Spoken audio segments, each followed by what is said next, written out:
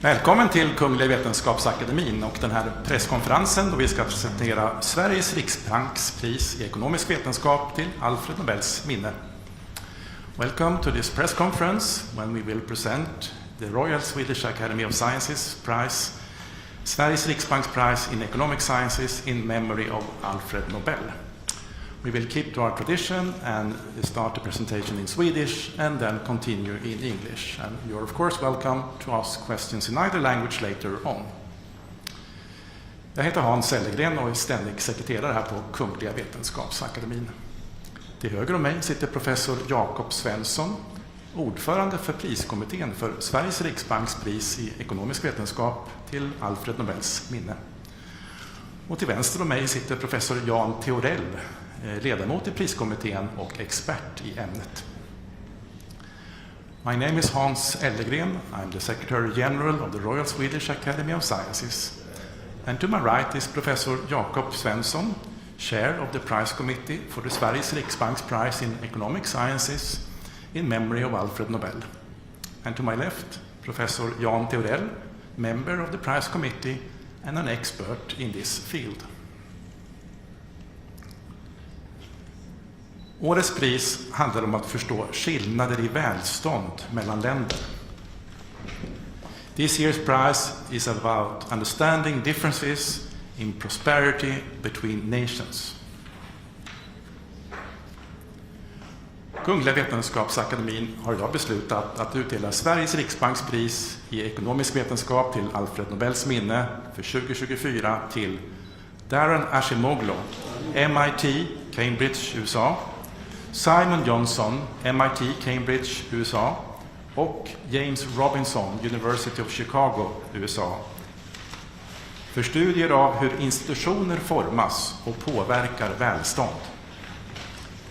The Royal Swedish Academy of Sciences has decided to award Sveriges Riksbanks Prize in Economic Sciences in memory of Alfred Nobel for 2024 to Daron Acemoglu, MIT, Cambridge, USA, Simon Johnson, MIT, Cambridge, USA, and James Robinson, University of Chicago, USA, for studies of how institutions are formed and affect prosperity.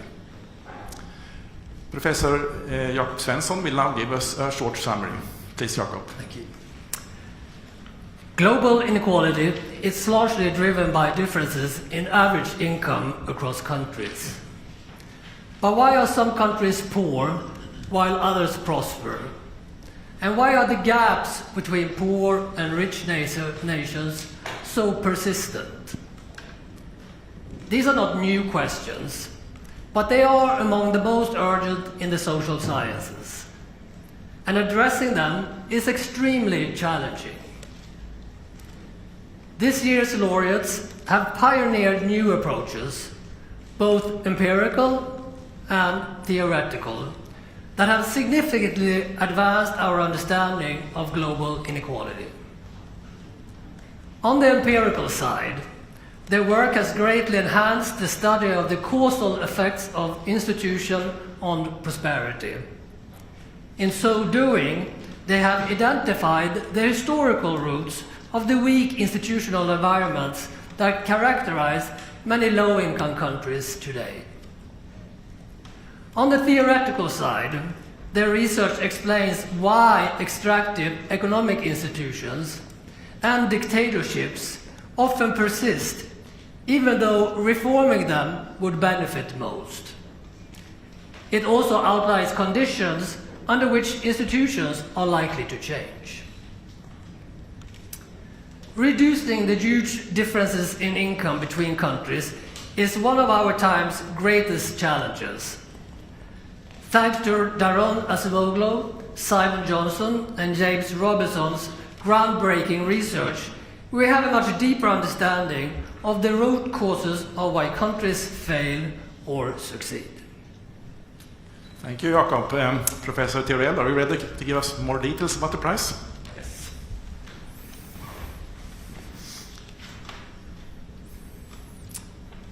Thank you very much. Today, the 20% richest countries in the world are about 30 times richer than the poorest 20%. And this income gap is quite persistent. So although the poorer countries are of course becoming richer, they're not closing the gap. Why is this the case?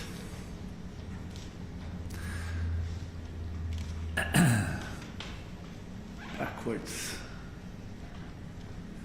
Sorry.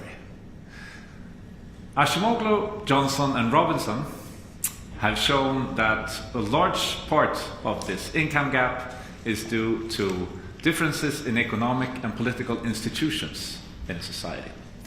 And they depart from a very broad definition of institutions as the rules of the game in society, structuring the incentives in human exchange. More precisely, they make it a distinction between, on the one hand, inclusive institutions, such as broadly protected property rights and democracy, and on the other, extractive institutions, which more implies large risks of expropriation and autocracy. And what they have demonstrated is that inclusive institutions are good for growth and long-run prosperity, whereas extractive institutions lead to poverty. How do you provide evidence for that kind of claim? This is really difficult task. To begin with, a large many factors both affect what societal institutions you have and whether you get prosperity or not. And to control for all this in a single study is close to impossible.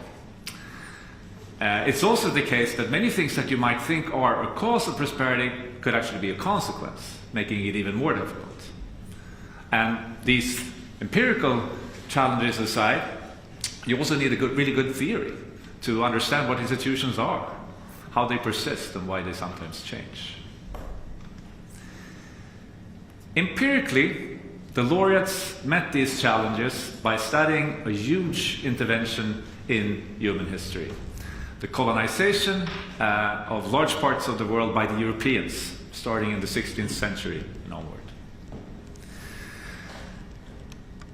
What they showed was that as a result of colonization, there were huge differences in economic and political institutions that arose in the colonized parts of the world, largely due to how many Europeans actually settled in the colonies. So the more settlers you had, the more you had to establish institutions that were good for investment.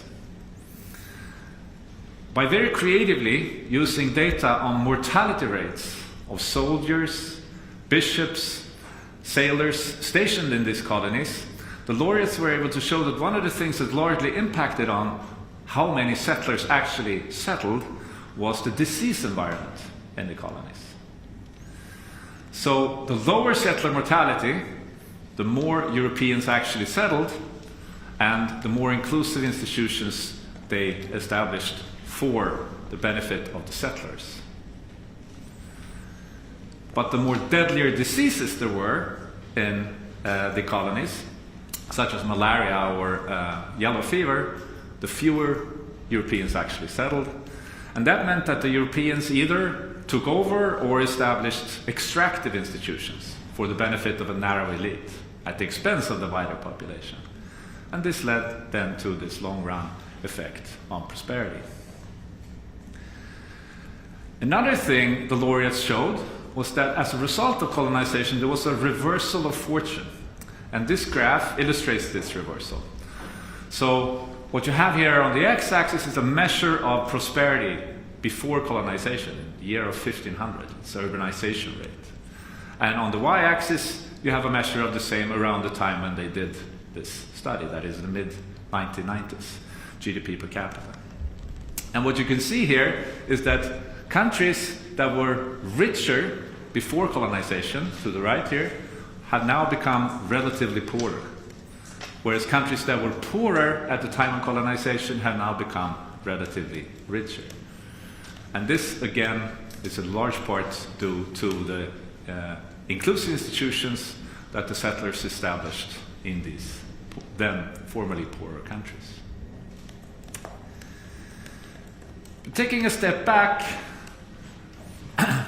in order to understand this, the laureates not only had to make an empirical contribution, but also a theoretical one. Because if you think about it, and if you rule over a poor country, why don't you just take the institutions that you know are good for growth? Growth would be best for everyone. Why don't you just introduce these inclusive institutions instead of the extractive ones? To answer this question, the laureates developed a series of game theoretical models. And these models center around the conflict between the rich elite, ruling elite, and the poorer masses, and a problem of credibility between those two groups. So to simplify things, the elite, here represented by the king in his tower, could, for example, promise economic reforms. They could promise more protected property rights for the people. But this promise is not credible as long as the king or the elite remains in power. That is, as long as they don't change the political institutions. Because as long as they don't do that, the poor knows that the rich could just steal back from them whatever assets they have accumulated in the future. So this promise, or the economic reforms, are not credible, and this also means that countries with extractive institutions get trapped in a situation with the rich elite and poorer masses. And this is called the commitment problem in this literature. This commitment problem, interestingly, is also part of the explanation for why institutions sometimes do change. One of the things that ordinary people have, also in non-democratic settings, although they lack formal political power, is the power to mobilize. So what the ordinary people can do is threaten with a revolution. This could, but does not have to be violent. Under such a threat, the elites in these countries face a difficult dilemma. They would like to cling on to power, so the king in his tower there, he would again start promising economic reforms to make peace with the people. But these promises are not credible. Because again, the people know that as soon as the situation calms down, the elites can just swiftly turn back to the old system. So under this situation, the only option for the elite could actually be to hand over power, introduce democracy, here represented by the king handing over the crown to the ordinary people. So, to sum up, Acemoglu, Johnson, and Robinson have both made an empirical and a theoretical contribution that has hugely impacted on later research in these fields. On the theoretical side, they have given us much better understanding for how institutions are formed, that is, how they, why they persist, and under what circumstances they sometimes change. And on the empirical side, they have shown this huge impact of institutions on prosperity. And although they don't provide any simple recipes or have any concrete policy proposals, this of course also has huge societal impact. To just mention one, their insights show us that work on promoting democracy, more inclusive institutions, is an important way forward for promoting economic development and closing the world income gap. Thank you. Thank you, Professor Theorell. I believe we might have Professor Daron Acemoglu online here. Are you with us, Professor Acemoglu? Yes, I am. Thank you. Yeah, good morning, and please accept our warmest congratulations. Thank you. I am delighted. It's just a real shock and amazing news. Thank you. Yeah, so you feel okay right now? I am completely fine, yes. Yeah. Here at the press conference, I believe we have many interested journalists, both from Sweden and from the international press. Would you be ready to take some questions from them? Of course, I would be delighted. Okay. Who would like to start? Yes, please. Hello, this is Bogdan Radojewski from the Polish television. Congratulations, Professor. Thank you. What I'm wondering and what I wanted to ask, because at first glance you could see the results of your work and your research as a simple recommendation that democracy means economic growth. Is it really that simple? And how, in that regard, would you explain countries like China, who are not democracies, yet they have experienced tremendous economic growth in the past decades? Thank you. Thank you very much. Yes, I think broadly speaking, the work that we have done favors democracy. And in follow-up work that I have done with Pasquale Restrepo, Suresh Naidu, and James Robinson, we specifically look at the democracy problem as well and find that countries that democratize, starting from a non-democratic regime, do ultimately grow in about 8-9 years faster than non-democratic regimes, and it's a substantial gain. But democracy is not a panacea.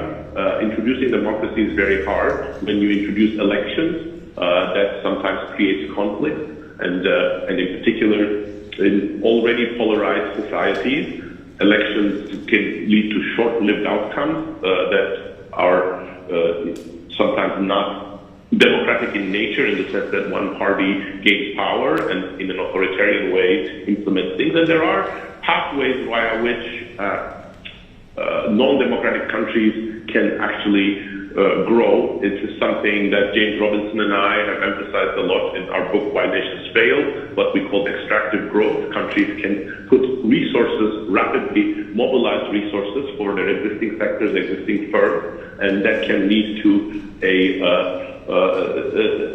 pickup in growth. But our argument has been that this sort of authoritarian growth is often more unstable and doesn't generally lead to very rapid and original innovation. And of course, China is a bit of a challenge because it has recently started pouring a lot of investment and other resources into some sectors such as AI. But I think my perspective is generally that these authoritarian regimes, for a variety of reasons, are going to have a harder time in achieving sort of long-term sustainable innovation outcomes. More questions?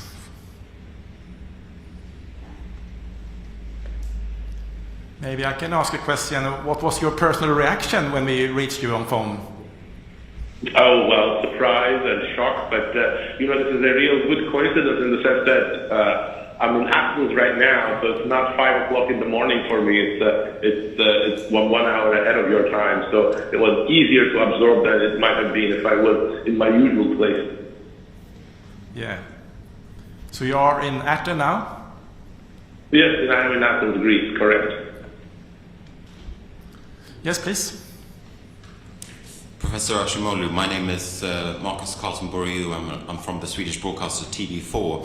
I was just wondering if you could explain to a layperson very, very simply what your research is about and what you have achieved through your research.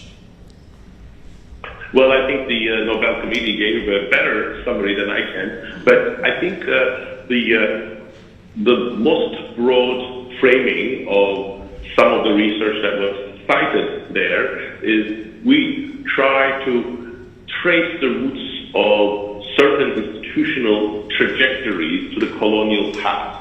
And rather than asking whether colonialism is good or bad, we note that different colonial strategies have led to different institutional patterns that have persisted over time. And then we trace those institutional choices that Europeans have made to a variety of factors, but quite importantly to the disease environments that determine whether Europeans settled, what types of colonization resources they brought in, and what kind of strategies they adopted. And those persistent effects led to a real institutional divergence throughout the last 500 years, and then we are able to trace out some of the consequences of these institutional historical outcomes. Yeah. Thanks very much for that. It's Marcus Carlton Boriu again. I'm just wondering, your name has been in the mix quite a lot throughout recent years when it comes to the Economics Prize. Were you doubting that this prize would come? You never expect something like this, you know. I think, was it Napoleon who said, you know, when you go into officer cadet school, you dream of becoming a general, but not a president or king. So, you know, you dream of having a good career, but this is over and on top of that. So it's a great surprise and honor.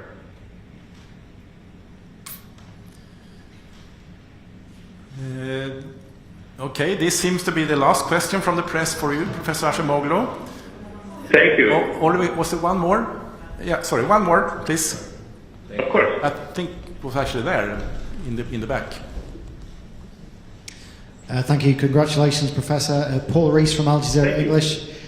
Could you just sort of clarify again, in terms of a before and after state, why colonialism is such a good test for this? Well, I think it's not that there is anything in the nature of colonialism that makes it sort of a good test, but what colonialism did was it transformed the institutions, the organization of many societies around the world, starting sometime around 1500, and these were both different outcomes within the colonial world, and because they were so deeply affecting the organization of these societies, they had very persistent effects. So in some sense, to us, colonialism is interesting in and of itself. It's one of the most significant things, but it was also a natural experiment that divided the world into very different institutional trajectories. Was it some more there? Yeah, please.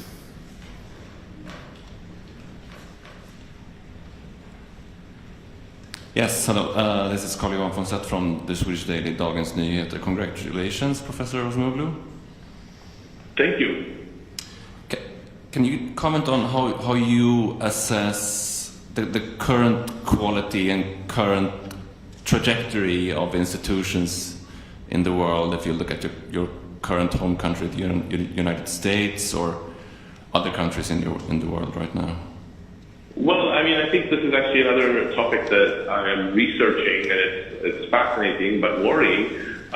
If you look at data that international organizations such as Freedom House, VDEV, or others collect, they see that institutions everywhere, including in the United States, including some European countries, and in many parts of the emerging world, are getting weaker and weaker. If you look at data from surveys that ask people their views about authoritarianism, dictatorship, democracy, and so on, you see that that support for democracy among the population is at an all-time low. So that suggests that despite the potential for democracy to spearhead rapid growth and consensus around difficult choices, we are not probably achieving that full potential. And in fact, my evidence also suggests that democracies particularly underperform when the population thinks that they underdeliver. They don't rise up to their promises in terms of providing good governance, control corruption, limit inequality, create shared poverty,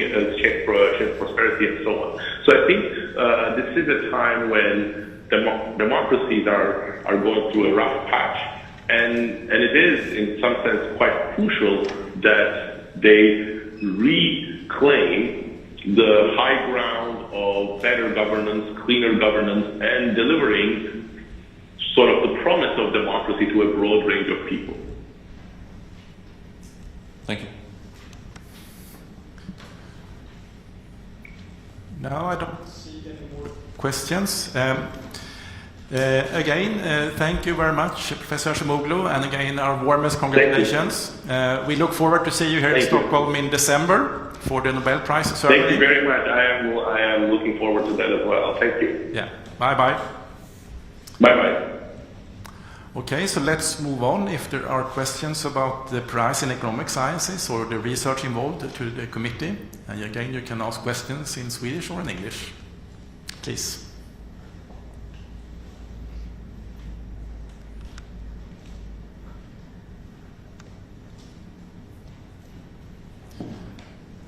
I see no questions. So then we end here. Thank you for attending and look forward to see you then when we have press conferences in December with the laureates present here. Thank you.